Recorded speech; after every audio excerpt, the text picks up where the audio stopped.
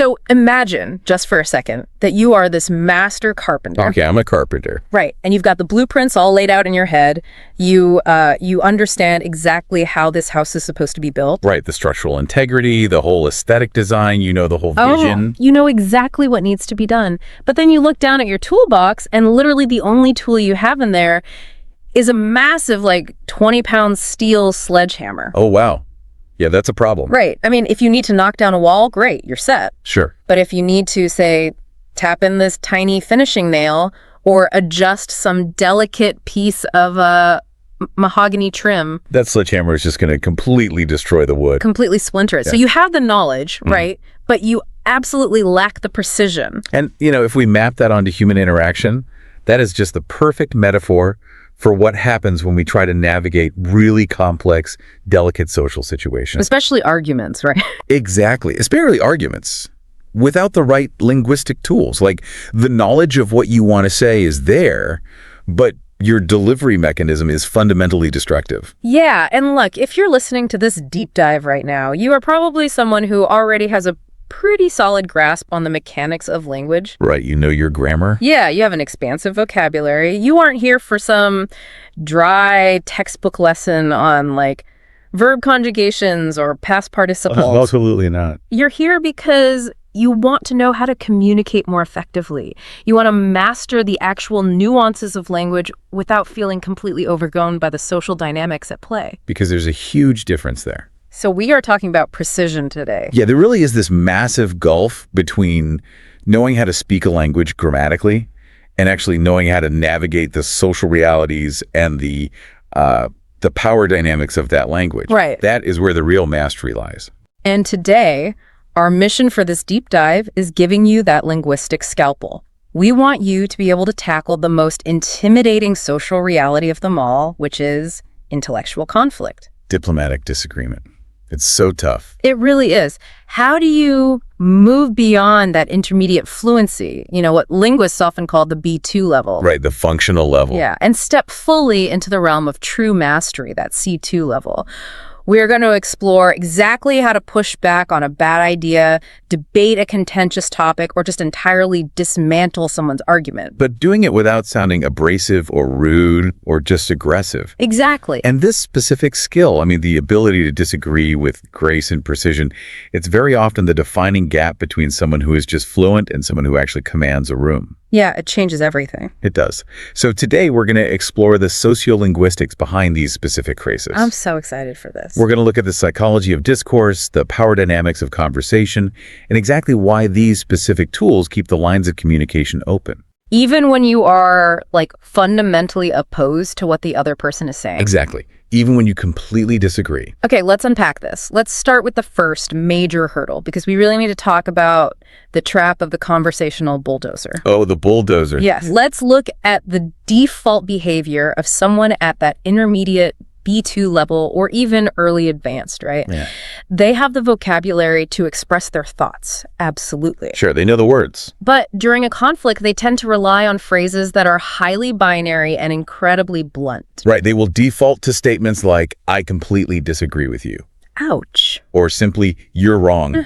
Or maybe just, that is a bad idea.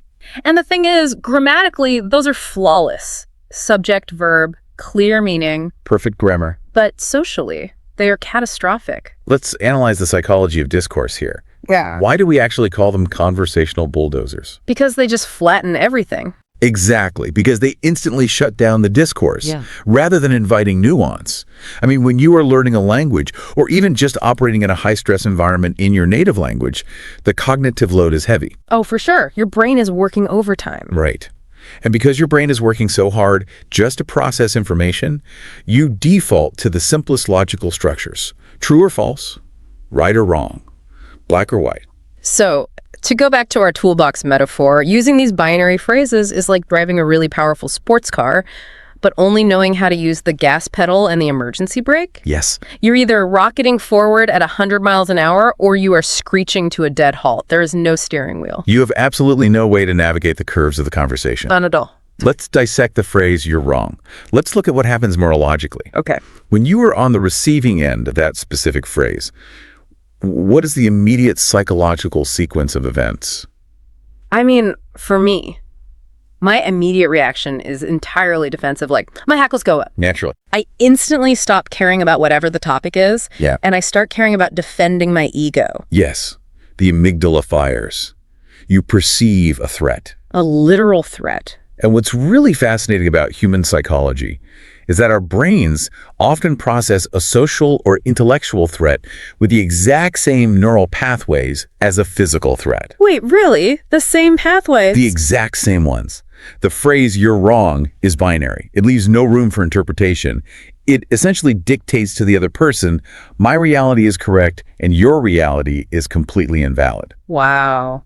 Yeah, that's heavy. It operates as a direct attack on their competence, their perception, and often, their professional identity. Which means they just stop listening to your argument entirely, no matter how objectively good your argument actually is. The very moment you deploy a conversational bulldozer, the other person's brain stops processing the logic of your argument. It just starts marshaling a defense against your attack. They're building a wall. Exactly.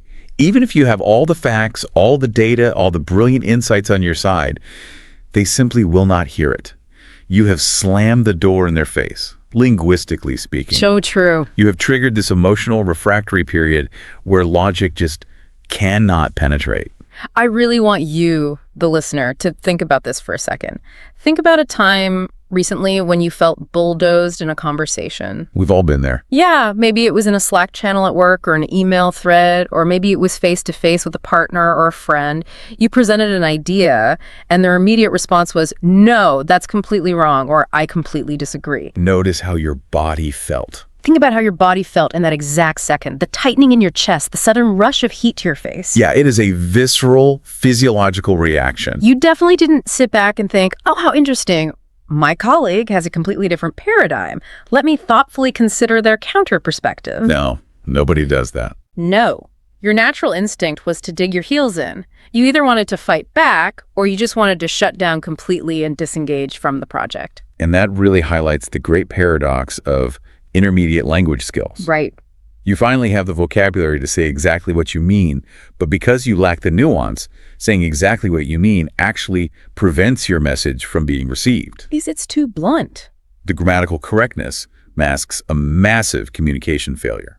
And this is especially dangerous in written communication, like you mentioned with Slack or email, where tone is absent and the bluntness is just magnified tenfold. It's so dangerous. Let's do a role play to really analyze the mechanics of this, because I think hearing it helps. Okay, let's do it. Let's say we are colleagues. We're looking at a marketing budget for a new product launch. I'm going to pitch an idea, and I want you to respond with a classic B2 level bulldozer. I'm ready. Hit me. Okay, I think we should put 80% of our budget into TikTok ads this quarter. It's where the audience is, and we need to capture that younger demographic immediately. You're wrong. I completely disagree with you. Our target demographic doesn't use TikTok. Print media is better. Ouch. Like, wow. Even knowing you were going to do that and knowing this is just a role play, it feels incredibly abrupt. It really does. And the problem isn't just the word wrong, it's the total lack of transitional space. Exactly. Notice what I did there. I didn't just attack the idea. Structurally, it actually feels like I am attacking your intelligence for having the idea in the first place. It totally does. I gave you absolutely no off-ramp to save face. Yeah. I just put a brick wall in front of your sports car. Boom. Crash. So, okay, if the bulldozer is the problem, if the gas pedal and emergency brake method is crashing the car and triggering that defensive psychological response, right, how do we steer? If bulldozing triggers a fight or flight response, how do we disagree or push back without setting off the other person's alarms? This transition brings us to the absolute core of C2 mastery. We are entering the realm of mitigation. Mitigation. Okay, let's define mitigation, because it sounds like legal jargon. It does a little bit. But it's actually the secret sauce of diplomacy, isn't it? It really is. Mitigation, in its sociolinguistic context, is the act of reducing the severity, the seriousness, or the painfulness of a statement. Okay. In communication, it means creating a linguistic cushion. You want to soften the blow of the disagreement, but, and this is a really critical distinction, you must do it while maintaining the absolute full strength of your conviction. So you aren't changing your mind? Not at all. You aren't watering down your point. You are literally just changing the packaging so the person can actually receive it. Precisely. You're wrapping the brick in velvet. And the most powerful, versatile tool in the advanced speaker's arsenal for achieving this mitigation is the art of concession. Concession. Conceding a point. Let's look at the architecture of how this is actually built in conversation. A classic C2 structure looks like this. I certainly take your point about the budget, however. I'm inclined to look at the long-term impact. Beautiful. Or another variation using a different anchor word. Granted, the initial costs are high, but the return on investment is unparalleled. I mean, these are absolute masterclasses in linguistic diplomacy. Let's break down why they function so effectively on a psychological level. Let's do it. When you use concession, you are intentionally validating a portion of the other person's argument, or at least acknowledging their perspective before you introduce your counterpoint. Okay, but let me push back here. Go for it. I have to play the skeptic because I just know a lot of listeners are thinking this right now. If I'm in a hyper-competitive corporate environment, Sure. or dealing with a really dominant, aggressive boss, Yeah, a tough crowd. doesn't concession make me sound weak? If I start validating their points, if I say, I take your point, or granted you are right about this, aren't I just weakening my own argument? It's a very common fear. Like, am I giving up the high ground? It's common, especially in competitive cultures. But the sociolinguistic reality is exactly the opposite. Really? Concession does not surrender the high ground, it actually secures it. Let's look at the power dynamics of validation. Okay. Remember that fight or flight response we talked about with the bulldozer? Yeah, the amygdala firing. Right. Concession acts as a neural override. When you concede a minor point, you are signaling to their amygdala, I hear you, I see your logic, you are not under attack. Oh, wow. So it's not submission, it's disarmament. It is linguistic judo. Yeah. You are taking their momentum and using it to gently guide the conversation exactly where you want it to go. That is brilliant. By using a phrase like, I take your point, you demonstrate active listening. You shift the locus of control to yourself because you are the one evaluating the point. Oh, because I'm the one saying I take it or I don't. Exactly. Yeah. This lowers their defenses, which means, finally, they are actually in a psychological state where they can hear your counter-argument. I see. So you aren't weakening your argument. You are preparing the soil so your argument can actually take root. That's a great way to put it. Because if you don't plow the field first, the seeds just bounce off the hard dirt. And beyond just lowering defenses, concession demands reciprocity. Reciprocity. Yeah. Socially, if I validate your point, the unspoken social contract dictates that you are now obligated to at least listen to mine. That is fascinating. It's like a social hack. It really is. Let's really look at the structural beauty of that first phrase. Right. I certainly take your point about the budget. However, I'm inclined to look at the long-term impact. There is this distinct rhythm and pacing to this kind of delivery. Let's do that marketing budget role play again, but this time let's apply the C2 structure. Okay, let's do it. And let's make it realistic. I'm going to pitch the bad idea again. Right. I think we should put 80% of our budget into TikTok ads this quarter. It's where the audience is, and we need to capture that younger demographic immediately. I certainly take your point about wanting to capture a younger demographic quickly, that agility is important. However, given our historical conversion rates, I'm inclined to look at the data on our targeted email campaigns before we pivot entirely. Wow. Okay. As the receiver of that, the experience is entirely different. How did it feel? Well, first you said, I take your point about wanting to capture a younger demographic quickly. You validated my underlying intention. Yes. I wanted the company to be agile, and you acknowledged that as a good, smart goal. You literally validated my competence. I separated your intention from your execution. I didn't agree with your method, the TikTok ads, but I agreed with your motive, which was growth. Right. By validating the motive, I preserve your ego. Right. And then comes the pivot. The however. The however is the hinge upon which the whole sentence swings. The first half is the cushion. The second half is the conviction. The velvet and the brack. Exactly. Yeah. And notice the specific phrasing in the second half. I didn't say, however, email is better. I said, I am inclined to look at the data on our targeted email campaigns. I am inclined. That phrasing is so elegant. It sounds thoughtful, measured, almost academic. It does. It removes the emotion. It doesn't sound like a bulldozer at all, even though the practical end result is exactly the same, which is that we are absolutely not putting 80% of the budget into TikTok. Oh, wait, let's look at how this can go wrong. Oh, it can go wrong. Because the phrasing alone isn't magic. The delivery has to match the linguistics. If you use C2 vocabulary with a B2 mindset, it fails. Okay, show me. Let's do the role play one more time. Pitch the idea and watch what happens if my tone doesn't match the mitigation. Okay. I think we should put 80% of our budget into TikTok ads. I certainly take your point about TikTok. However, I'm inclined to look at strategies that actually generate revenue. Oh, wow. That's almost worse than the bulldozer. Yeah. It feels incredibly passive-aggressive and condescending. Exactly. Mitigation requires genuine delivery. If you use a phrase like, I take your point, sarcastically, it instantly becomes a weapon. It's like you're mocking me. The C2 mastery isn't just knowing the words, it's integrating the tone of professional respect. You have to actually mean the concession, at least on a structural level. That makes total sense. Let's analyze the word granted from a second example phrase we had. Granted, the initial costs are high, but the return on investment is unparalleled. A great word. Granted is such a workhorse of a word in advanced English. Where does that power actually come from? Granted functions as a concessive conjunct. When you start a sentence with granted, what you are essentially doing is picking up a piece of their argument, holding it up to the light, nodding at it in agreement, and then gently setting it aside on the table. It's a conversational pivot point. Yes. Granted means I accept this premise is true. But structurally, to a native or advanced ear, it always implies a but is coming. Like a setup. It is a linguistic promise to the listener. It says, I am giving you this point, but I'm about to outweigh it with something much heavier.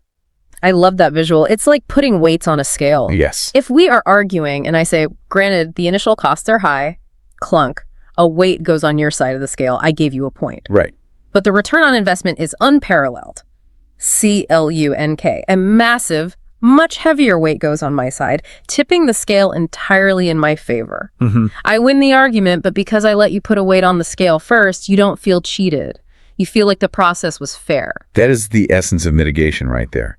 It is the steering wheel that allows you to navigate the conflict, maintain your speed and direction without crashing the relationship. This is incredibly practical, but let's follow the logical progression here because I'm thinking of other situations. Okay, where to?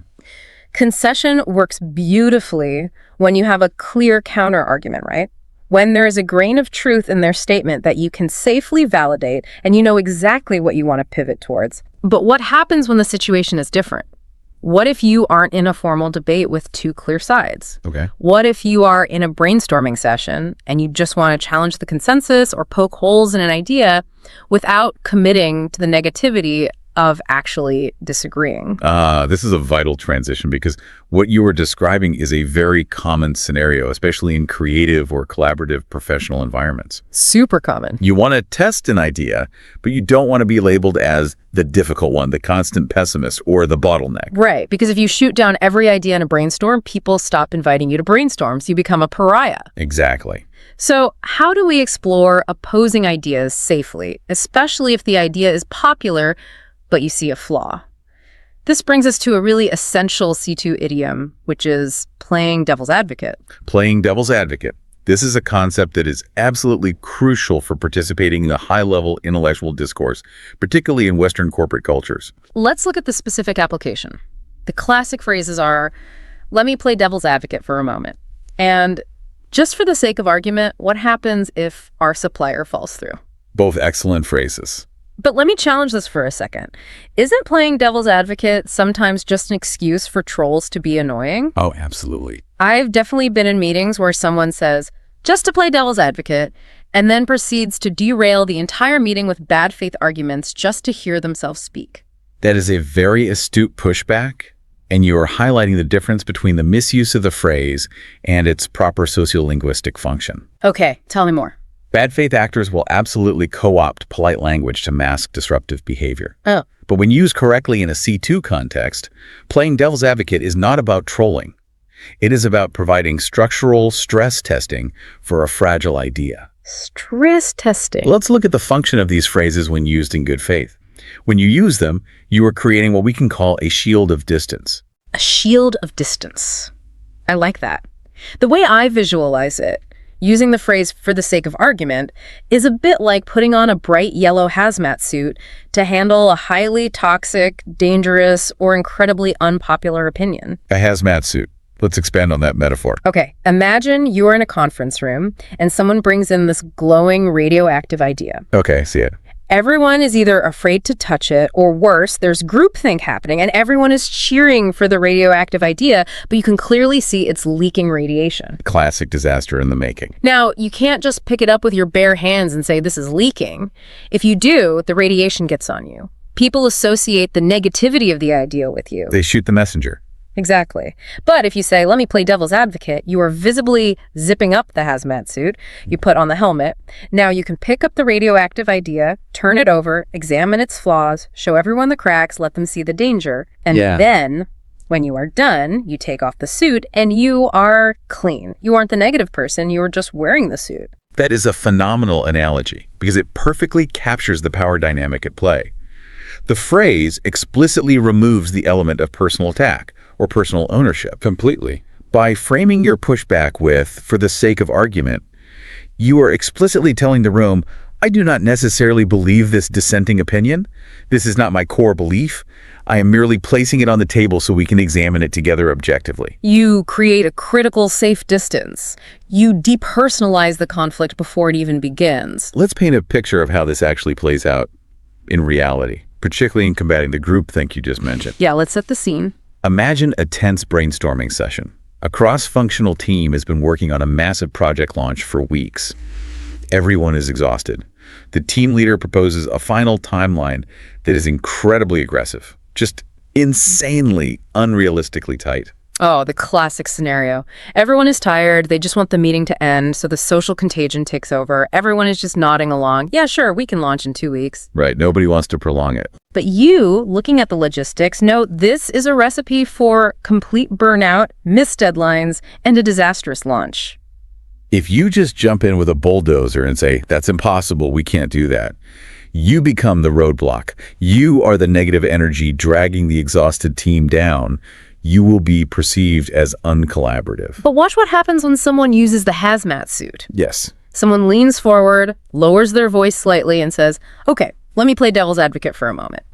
Just for the sake of argument, what happens if our primary supplier falls through on day 3 of this timeline? Do we have a contingency? You can almost hear the collective sigh of relief in the room. And why is there relief? Because everyone else was secretly thinking it. Everyone knew. Everyone knew the timeline was too tight, but no one wanted to be the hater who ruined the momentum. Yeah. By playing devil's advocate, you gave voice to the subconscious anxiety in the room, but you didn't force anyone into a confrontational posture. You just asked a structural, hypothetical question. What happens if? You tested the structural integrity of the original idea without declaring war on the person who suggested it. This is why devil's advocate is such an essential tool for leadership and critical thinking.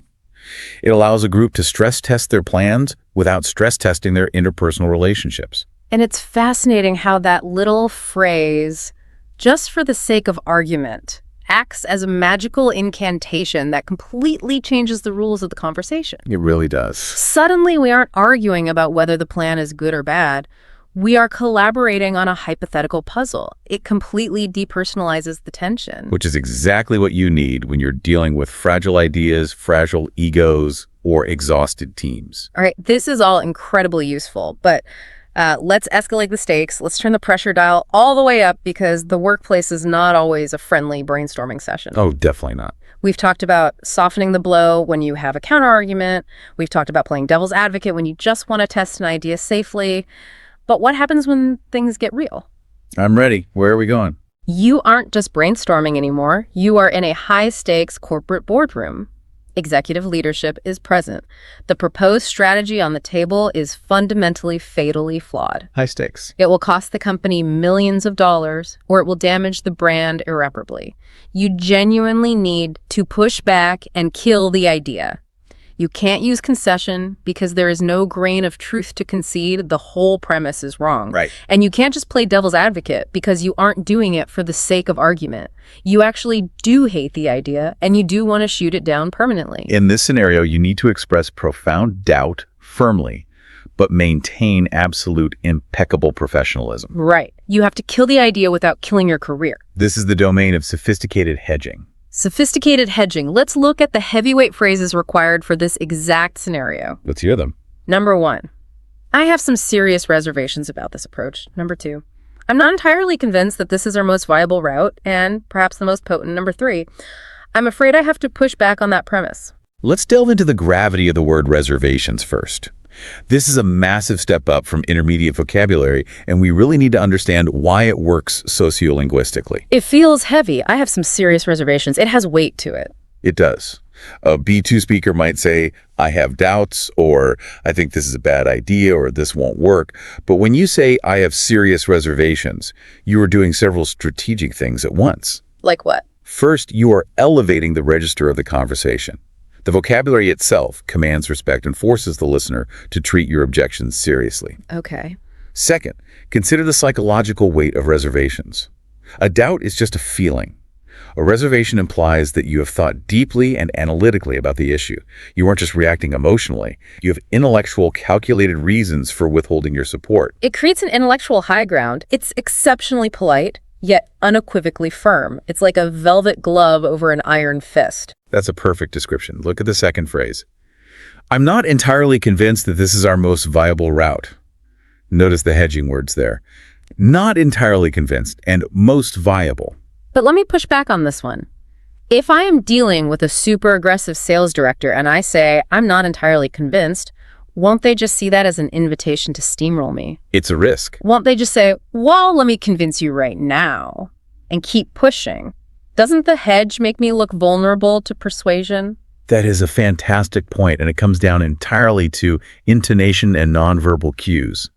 If you say it with an upward inflection, like a question, I'm not entirely convinced. Right, you sound unsure. Then yes, it invites them to steamroll you. But in C2 mastery, you pair the hedged words with a firm, definitive downward inflection. I'm not entirely convinced that this is our most viable route. Ah, I hear the difference. You use the polite words, but your tone signals that the door is closed. You aren't saying it's a disaster. You are saying you aren't entirely convinced it's the most viable. It provides a highly civilized way to vote no without using the word no. I see. It's the pinnacle of corporate diplomacy. It forces them to argue the viability of the route rather than arguing about whether you are a supportive team player. Exactly. But the third phrase is perhaps the most crucial idiom for navigating modern corporate English. I'm afraid I have to push back on that premise. Let's unpack the concept of pushing back because it is ubiquitous in professional environments. You hear pushing back constantly. I need to push back on this timeline. Expect some pushback from legal. Yes. Why do we use that specific physical metaphor? Well, what I observe here is that pushing back on that premise is the key to the whole phrase. You are challenging the underlying idea, not attacking the speaker. You aren't pushing the person. You are pushing the premise. You have hit the nail on the head. It completely depersonalizes the conflict. Imagine a physical block of heavy stone on a table between us. That block of stone is the premise. When I say I have to push back on that, I am placing my hands on the stone and pushing it toward you. I am not touching you. I am engaging entirely with the object of our discussion. It creates a visual image of opposing forces working on a central external problem rather than two people attacking each other. And starting it with I'm afraid is another layer of brilliant hedging. Yes, the faux apology. You aren't literally terrified. I'm afraid in this context just means I regret that social decorum forces me to do this, but duty compels me to disagree. Let's spend a moment dissecting the subtle aggression versus professionalism in these phrases. Let's do a multi-turn role play. Right. I am the CEO, and I have just proposed a merger that you know will bankrupt our company. I am authoritative, and I expect compliance. High stakes. All right, I'm ready. I believe acquiring our competitor, Apex Solutions, is the only way to secure our market share moving forward. We need to finalize the term sheet by Friday. I have some serious reservations about this approach. The due diligence on their debt structure is highly concerning. We can handle the debt. The market share acquisition is worth the risk. We need to be aggressive. I'm afraid I have to push back on that premise. I'm not entirely convinced that assuming that level of toxic debt is our most viable route, given our current cash flow constraints. Let's freeze it right there. Analyze what just happened. That was lethal. It felt good. It was a completely devastating counterattack, but it was dressed in a tuxedo. You completely dismantled my authoritative push, but you did it with such sophisticated vocabulary and structural hedging that I cannot, as the CEO, accuse you of being insubordinate, emotional, or rude. I held the line, but I gave you nothing to complain about regarding my tone or professionalism. I didn't say, that's crazy, we'll go bankrupt. I said, I'm not entirely convinced that assuming toxic debt is our most viable route. That is the ultimate power of C2 mastery. You can fight brutal battles in the boardroom and win simply because your linguistic armor is thicker and your weapons are sharper than everyone else's. You manage the power dynamics flawlessly. But, and this leads us to the final, inevitable, and perhaps most frustrating challenge in any form of communication. Deadlock. Right. Think about the progression we've made. You've mitigated. You've conceded points to soften the blow. You've played devil's advocate to explore alternatives safely. You've escalated to sophisticated hedging to state your serious reservations. You've pushed back on the premise. You have done everything right. But, well, the other person simply will not budge. You have met an immovable object. The logic has failed. We have reached a stalemate. Neither party will yield. We are locking horns. The tension in the room is palpable. How do we get out of this without someone storming out of the room, slamming the door, and permanently ruining the working relationship? This is where we need the graceful exit. A true master of the language knows how to exit a conflict just as skillfully, if not more skillfully, as they enter it. This relies heavily on idiomatic chunks and metaphor to manage the tricky, awkward social dynamics of an unresolved argument. We have two classic escape hatches for this exact scenario. First, well, it seems we might just have to agree to disagree on this one. And second, let's put a pin in this and circle back when we have more data. Let's look at the first one. Agree to disagree. It is a paradox, which is precisely why it works so beautifully to diffuse tension. It's a verbal handshake that essentially says, we have reached the end of this road and neither of us is changing direction, so let's agree to turn the engine off before we crash. Exactly. It acknowledges the impasse without assigning blame. By framing it as an agreement to disagree, you are technically ending the interaction on a micro-consensus. It validates both positions as entrenched and implicitly suggests that the overarching relationship is more important than achieving total consensus on this specific issue today. It preserves the peace. But the second phrase is the one that I think is the real workhorse in modern professional settings. Let's put a pin in this and circle back when we have more data. However, I have to admit, I struggle with this one. Oh, why is that? Honestly, put a pin in it sounds like peak corporate jargon. I hate when people say it to me because I always feel like they're just brushing me off and sweeping my concerns under the rug. How do we say this without sounding like a walking human resources manual? That's a very fair critique. It has become a bit of a cliche, but we have to ask ourselves why it became a cliche. It became ubiquitous because it serves a vital sociolinguistic function. It is a necessary social fiction. When you feel brushed off, it's usually because the person didn't pair the phrase with a concrete next step. Let's talk about the visual nature of the metaphor itself to understand its mechanics. Right. Putting a pin in it. It evokes a very specific image, a map or a cork notice board. Right. You have an idea, a sticky note, a problem, and you literally take a thumbtack and pin it to the board. And what does that physical action represent in a psychological sense? It means the idea isn't dead. You aren't crumpling up the sticky note and throwing it in the trash, which would be an insult to the person who wrote it. It's still on the wall. It's still visible. It is acknowledged. But you are walking away from the board for now. You are freezing it in time. Yes. It allows both parties to save face. And in professional linguistics, saving face is paramount. When you are in a heated debate, egos get intensely involved. If one person finally backs down, they feel like they lost, which breeds resentment. If you put a pin in it, nobody loses. You table the discussion for later without declaring a winner or a loser. It is the ultimate pressure release valve. And it's fascinating how advanced language relies so heavily on these shared mental images, these metaphors, to navigate awkward social realities. We don't say, we're stopping this argument because we were both getting angry and it's unproductive. That's too blunt. That's a bulldozer. We say, let's put a pin in it. Because the metaphor acts as a buffer. It depersonalizes the end of the conversation, just as pushing back on the premise depersonalized the beginning of it. And to address your concern about it sounding dismissive, that is why the second half of the phrase is mandatory. And circle back when we have more data. Okay. The second half is what validates it. Precisely. By adding circle back when we have more data, you give a logical, objective, external reason for the pause. You're shifting the blame for the stalemate away from interpersonal stubbornness and onto a lack of objective information. It's not that we can't agree because we are stubborn, it's just that the data is incomplete. It's a beautiful fiction that keeps the corporate wheels turning smoothly. It allows everyone to leave the room with their dignity intact. It is the grease in the gears of complex human communication. Okay, we have covered an immense amount of ground today. We have essentially mapped out the transition from being a blunt instrument swinging that 20-pound sledgehammer to being a linguistic surgeon with a tray of perfectly calibrated scalpels. Let's briefly summarize the 4 major tools you now have in your diplomatic toolkit. First, we learn to identify and avoid the conversational bulldozers.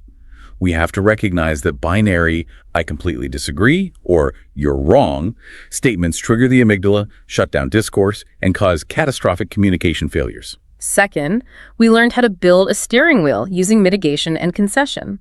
We explored the power dynamic of validating a point before countering, using structures like "I take your point, however," or starting with the powerful pivot word, granted, to tip the scales gracefully. Third, we zipped up the hazmat suit. We learned to employ phrases like "for the sake of argument" to play devil's advocate. This creates a shield of distance, allowing us to safely explore contrary or unpopular ideas or combat groupthink without owning the negativity. And fourth, for those high-stakes moments in the boardroom, we learned to use sophisticated hedging. We analyzed the gravity of expressing serious reservations and the physical metaphor of pushing back on the premise to firmly hold our ground and dismantle an argument with absolute impenetrable professionalism. Plus, we mastered the graceful exit of putting a pin in it when a deadlock is unavoidable. Now, as we always say, knowledge is only potential power until it is actually applied. To move from B2 to C2, you have to build new neural pathways. We have a brilliant, actionable takeaway for you to start building this into your daily life immediately. It is a mental and physical exercise. The homework, I love this part. The next time you are listening to a debate, a podcast, or even reading a long-form opinion piece that you fundamentally strongly disagree with, I want you to literally pause it, stop reading, stop listening, and practice formulating a C2 level rebuttal out loud in your room. Out loud is the key part, right? You can't just think it. Yes. You must get your tongue, your jaw, your vocal cords used to the physical rhythm of these phrases. Practice saying, "I concede that your point regarding the economy has merit, however," or "I have some serious reservations regarding the conclusion you just drew." You need to build the muscle memory in a low-stakes environment so that in a high-stress moment, when your boss is yelling or a client is upset, you instinctively reach for the velvet glove, not the sledgehammer. It is entirely about muscle memory. If you don't practice diplomacy when you are calm, you absolutely won't have access to it when your adrenaline is spiking.